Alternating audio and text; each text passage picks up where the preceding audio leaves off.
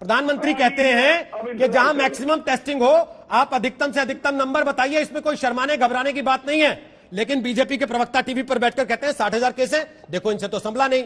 अब है दुबे, अगर आपसे संभला नहीं तो फिर आप ज्ञान किस मुंह से देते हैं दूसरों को? क्योंकि छत्तीसगढ़ में भी स्थिति आपने देख ली है, वहां पे भी आपकी सरकार है। बिल्कुल रोहित सरदाना जी, मैं बहुत सकारात्मक बात करना चाहता हूं।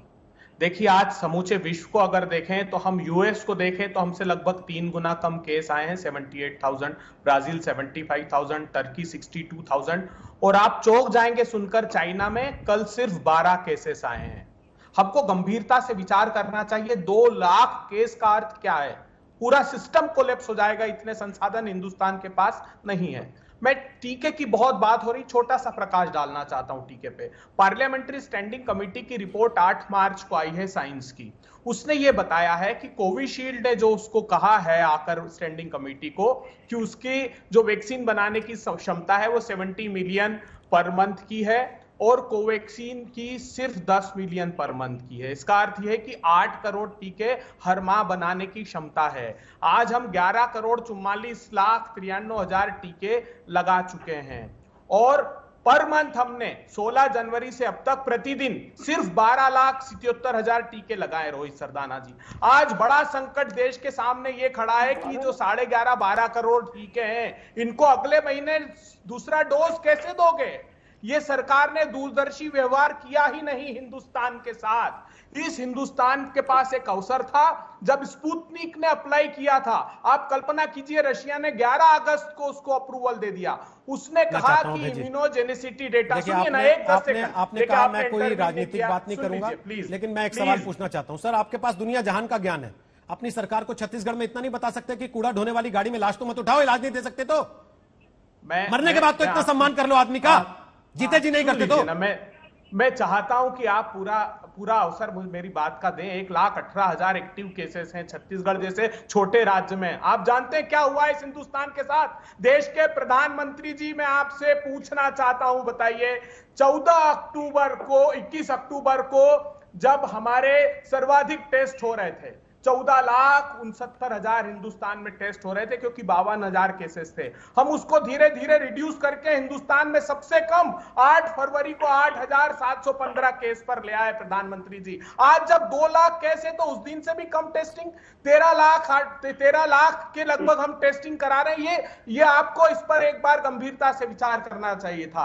रेमडेसिविर 38,80,000 की इंस्टॉल्ड कैपेसिटी हमारी पर मंथ। सुनिए ना, 38,80,000 रेमडेसिविर बनाने की इंस्टॉल्ड कैपेसिटी पर मंथ है। 7 कंपनियां बनाती, हम एक्सपोर्ट करते गए, प्रतिबंध नहीं लगाया। ये आज स्थितियां निर्मित हुई। 3 दिन पहले आपने एक्सपोर्ट पर प्रतिबंध लगाया।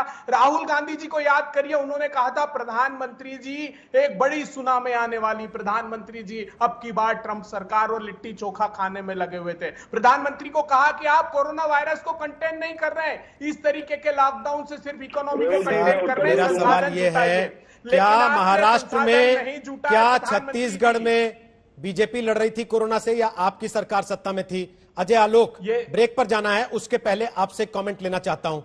क्या ये ब्लेम गेम बंद होगा, और अगर नहीं होगा तो क्या ये सारे पाप लॉकडाउन के पीछे छुपेंगे केवल? देखिए रोहित जी, ब्लेम गेम तो चलेगा, नहीं तो फिर विपक्षी राजनीति दल होते किस लिए? और जवाब भी मिलेगा, संपूर्ण जवाब मिलेगा। कांग्रेस के मित्र इतने बड़े बड़ी ज्ञान दे रहे हैं। बगल में झारखंड है, अविभाजित बिहार होने के पहले बिहार के पास 3 लिक्विड ऑक्सीजन के प्लांट होते थे जो बोकारो जमशेदपुर में रहते थे। झारखंड में स्वास्थ्य मंत्री कांग्रेस पार्टी के बन्ना गुप्ता, उन्होंने 7 दिन पहले ऑर्डर निकाल दिया, एग्जीक्यूटिव ऑर्डर, कि लिक्विड ऑक्सीजन बिहार में नहीं जाएगी। नतीजा है कि बिहार में आप कई रिपोर्टर कल से रिपोर्ट कर रहे हैं ऑक्सीजन की कमी हो रही है।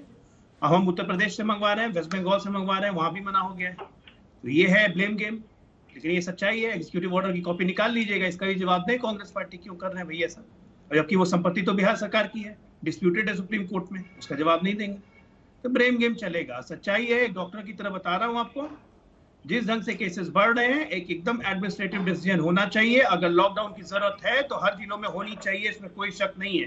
कोई सरकार, चाहे कांग्रेस की सरकार हो, बीजेपी सरकार हो, जेडीयू की सरकार हो, किसी सरकार के बस का नहीं है। अगर इन्फेक्शन इस तरह से बढ़ने लगा आउट ऑफ कंट्रोल, ये जनता को समझना पड़ेगा। जन भागीदारी नहीं होगी, सरकार कुछ नहीं कर सकती है। रोहित जी, सच्चाई यही है।